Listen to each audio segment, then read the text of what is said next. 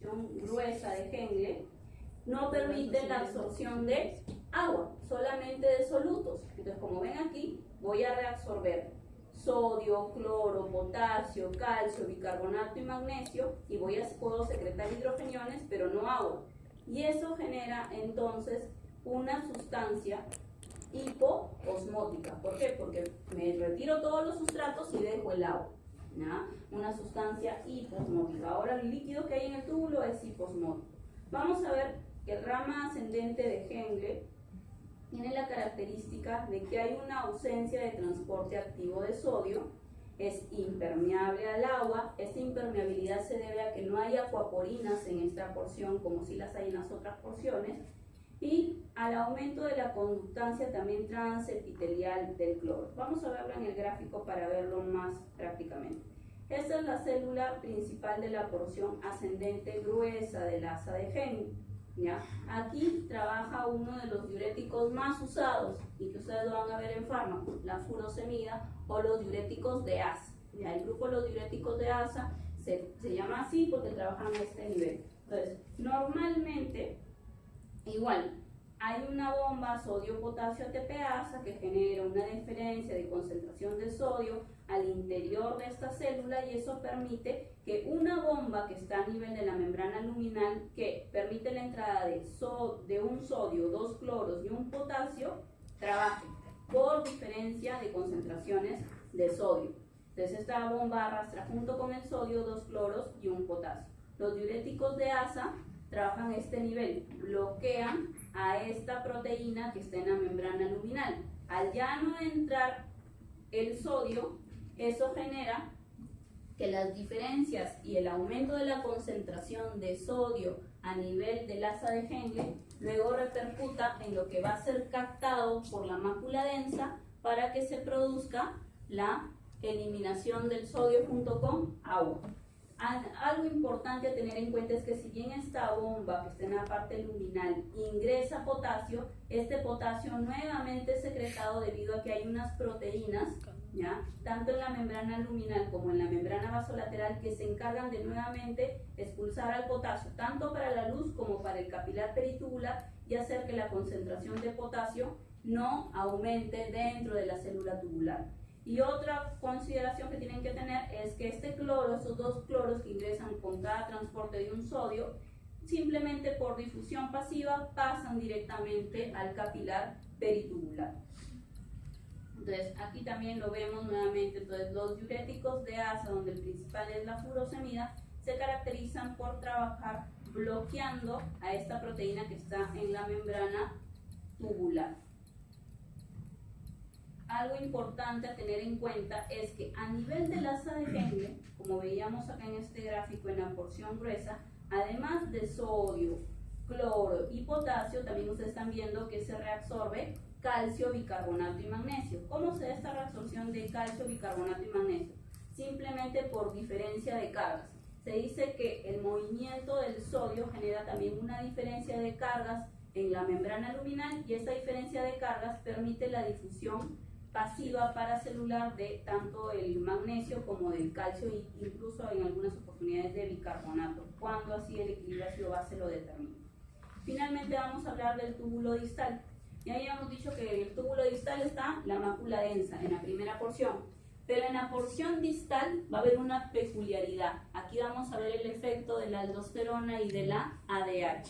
Entonces, se dice que el túbulo distal también reabsorbe agua, pero ya solamente va a reabsorber el 5% de la carga filtrada, o sea, lo que nos faltaba. Y además va a reabsorber también sodio y cloro. Pero vamos a ver que la reabsorción de sodio, cloro y de potasio va a depender de factores hormonales. Entonces vamos a ver aquí que en la primera parte del túbulo distal principalmente vamos a reabsorber sodio, cloro, calcio y magnesio, por mecanismos similares a los que ya hemos ido estudiando. Las diferencias van a estar dadas en la parte final del túbulo distal, en el túbulo colector y en el túbulo conector. ¿Cuál es la diferencia? Que a nivel de esta parte van a haber dos tipos de células: las células principales y las células intercaladas. ¿Qué hacen las células principales? Las células principales reabsorben sodio y cloro y a su vez secretan potasio, mientras que las células intercaladas hacen todo lo contrario. Más bien retienen potasio, retienen bicarbonato y eliminan hidrogeniones. ¿De qué va a depender quién predomina? Si la retención de potasio o la eliminación de potasio. Del estímulo de hormonas, de la aldosterona y de la ADH. Entonces vamos a ver aquí entonces que en la porción inicial del túbulo distal se retiene sodio y cloro igualmente porque hay la presencia de una bomba sodio-potasio ATPasa y eso genera introducción de sodio y aquí aprovecha para entrar el cloro y también para entrar calcio. A este nivel actúan otro tipo de diuréticos, las tiacidas. Las tiacidas bloquean una proteína que está a nivel de la membrana luminal que se encarga de introducir junto con el sodio cloro. Al no entrar el sodio, entonces junto con el sodio saldrá el agua y de esa manera se da su efecto diurético. ¿Ya? Entonces, esto es donde actúan principalmente los diuréticos tiacídicos. En el túbulo conector y en el túbulo colector, y obviamente en la parte distal del túbulo distal, actúan principalmente estas dos hormonas, la aldosterona y la ADH. ¿Y de qué depende la liberación de aldosterona y ADH? Por una parte, del volumen de líquido extracelular, pero también de la osmolaridad, de la concentración de sodio y potasio que vaya a haber en el éter. Y es así que en algunas oportunidades, por ejemplo, cuando yo tengo poco potasio, me facilitará mejor reabsorber potasio, estimulando a las células intercaladas, pero cuando tenga un exceso de potasio, es mejor que secrete y entonces estimularé a las células principales. ¿Cómo trabaja la aldosterona? Ya hemos visto cómo es todo el eje hasta que se libera la aldosterona. La aldosterona, que es estimulada por la angiotensina 2 y por la elevación del potasio plasmático, incluso por una hormona que es la CTH, lo que va a hacer es activar un canal apical para potasio. Entonces, ¿qué va a hacer? Va a reabsorber sodio y va a excretar potasio. Entonces, por eso es que cualquier elevación del potasio o cualquier descenso del sodio van a estimular la secreción de aldosterona. Y acá lo tienen. ¿Cómo trabaja la aldosterona que trabaja en esta parte del conducto colector? Lo que hace es retener sodio y eliminar potasio. Aquí trabajan otro tipo de diuréticos, que son los diuréticos que son los agonistas de la aldosterona. ¿Ya? Vamos a tener dos grupos, los antagonistas y los bloqueantes de los canales de sodio. Los antagonistas son aquellos que tienen una estructura similar a la aldosterona y por lo tanto se unen al receptor y ya la aldosterona no puede trabajar. Entonces eso inhibe la reabsorción de sodio y por eso se da su efecto diurético. Y los bloqueantes de los canales de sodio son unos canales para que el sodio sea reabsorbido, entra a este nivel por una difusión pasiva a nivel de la membrana tubular.